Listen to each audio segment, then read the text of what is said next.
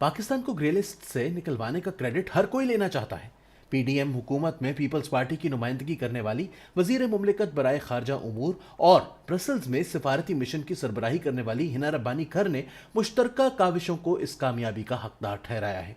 PTI भी किसी से पीछे क्यों रहे, ये भी हर एक को याद करवाती फिर रही है कि 2018 में पीएमएलएन हुकूमत खत्म होने के बाद जब पाकिस्तान को एक बार फिर फैटफ की ग्रे लिस्ट में डाला गया तो इससे निकालने के लिए बाकी मानदा कानूनी और इंतजामी रुकावटें इसकी हुकूमत ने ही दूर की थी। अब पीटीआई के अली जैदी हबीब बैंक लिमिटेड के सदर सुल्तान अली अल्लाना को शाबाशी दे रहे हैं, जिन्होंने मालियाती मामलात, कानूनी और इंसदाद दहशतगर्दी ऑपरेशंस के माहिरीन की एक टीम के लिए रकम मुहैया की, जिन्होंने तहकीक करके यूरोपीय यूनियन के लिए एक बेहतरीन मुसव्वदा तैयार किया। दूसरों की देखा देखी बहरहाल आईएसपीआर ने भी army chief general Qamar Javed Bajwa की अनथक जद्दोजहद की तारीफ की है, जिन्होंने जीएचक्यू में एक टीम बिठाई जिसका काम था कि वो मुख्तलिफ ग्रोहों की काविशों को मुनज़्ज़म और मुरत्तब करके मामले को दुरुस्त सिमत में लेकर चले। हर तरफ मुबारकबादों का सिलसिला जारी है। ये फंदा रियासत पाकिस्तान की गर्दन के गिर्द कुछ जुराइम की आज़ादी और कुछ मामलात में इन्हें होने से रोकने में नाकामी के बाइस 2008 से लटका हुआ था। एक ऐसा मुल्क जो इस वक्त अपनी आलमी तन्हाई दूर करने और दिवालियापन से बचने की कोशिश में जुटा है, इसके लिए वापस ब्लैक लिस्ट में डाले जाना और पाबंदियों का सामना करना एक बहुत खतरनाक पेशरफ्त होती। लेकिन फैटिफ में कब क्या होता रहा, इस पर एक नजर डालें तो एक नया जाविया सामने आता है।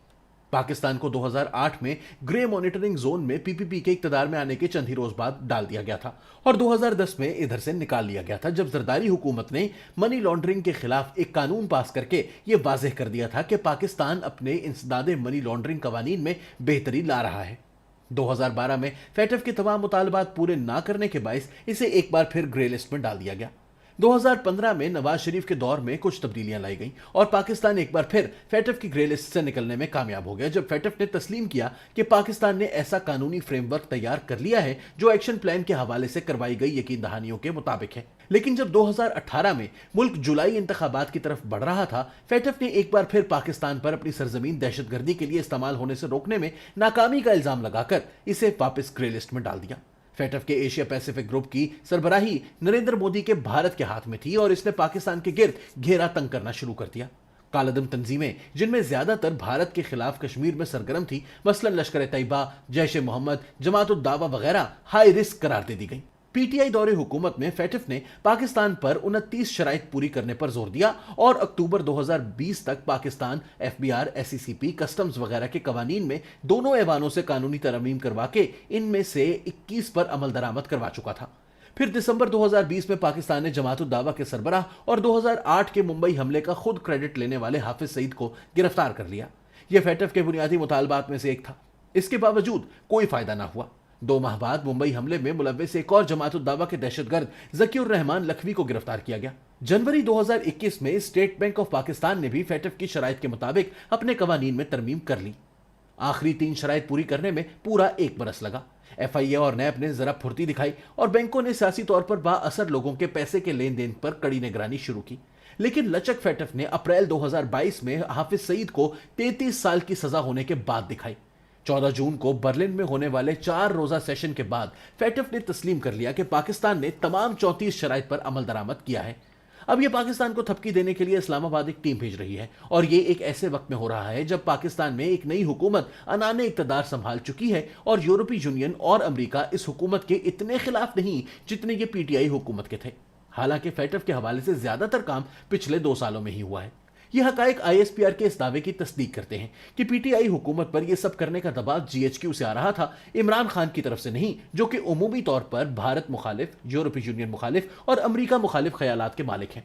लेकिन इस मंतक के तहत तो यह सवाल भी जरूर हो सकता है कि जीएचक्यू ने 2008 के बाद से ही यह रास्ता क्यों इख्तियार ना किया, जबकि इस हवाले से कभी भी कोई शक नहीं था कि भारत मुखालिफ जिहादी तंजीमों को कश्मीरियों की भारतीय कब्जे के खिलाफ मुजाहिमत करने के लिए ट्रेनिंग के पीछे किसका हाथ था। इसमें कोई शक नहीं कि 2008 में जनरल परवेज मुशर्रफ के इक्तदार से निकाले जाने के बाद, जिन्होंने कश्मीर के हल के लिए एक तारीखी समझौते की खातिर सब कुछ दांव पर लगा दिया था, एस्टैब्लिशमेंट का भारत की तरफ गैर लचकदार रवैया बातचीत के जरिए मामलात के हल में मुसलसल रुकावट था। तावक्त यह कि 2020 में जनरल बाजवा ने पॉलिसी का मरकजी नुक्ता सिक्योरिटी के बजाय मुआशी तरक्की को बनाने का ऐलान किया और इसी सोच के तहत लाइन ऑफ कंट्रोल पर भारत के साथ जंगबंदी का मुआहिदा हुआ। इस तनाजुर में एक अहम पेशरफ्त को मत भूलिए जिसने इस बयानिए की तश्कील में मरकजी किरदार अदा किया है। जब 2014 से 2016 के दरमियान वजीर आजम नवाज शरीफ नरेंद्र मोदी के साथ बातचीत का दरवाजा खोलना चाहते थे तो उस वक्त के army chief general Raheel Sharif, ISI सरबराह लेफ्टिनेंट जनरल रिजवान अख्तर और पीटीआई सरबराह इमरान खान ने इनकी हर कोशिश को नाकाम बनाया। इसका खमियाजा नवाज शरीफ को भुगतना पड़ा। सितम जरीफी तो यह थी कि बात अज़ां जब जनरल बाजवा ने पॉलिसी का मरकजी नुक्ता मुआशी तरक्की को बनाने की कोशिश की तो ये इमरान खान थे जो दकियानूसी सिक्योरिटी के नजरिए पर बजिद थे। एस्टैब्लिशमेंट ने एक 70 साल पुराने मसले को हल करना बिल आखिर शुरू कर दिया है, क्योंकि अमरीकी इमदाद बंद हो चुकी है और पाकिस्तान कर्जों की दलदल में धंसता जा रहा है। वक्त आ गया है कि मुल्क की तारीख का सबसे बड़ा और तकलीफ दे यू टर्न लिया जाए। अच्छी बात यह है कि नई पीडीएम हुकूमत भी इस पॉलिसी ही को आगे लेकर चलने की दाई है, लेकिन दहाइयों से चला आ रहा सिविल मिलिट्री तनाजा हल करके एक आईनी गैर वाबस्ता नॉर्मल तिजारती रियासत बने बगैर यह प्रोजेक्ट कामयाब नहीं हो सकता।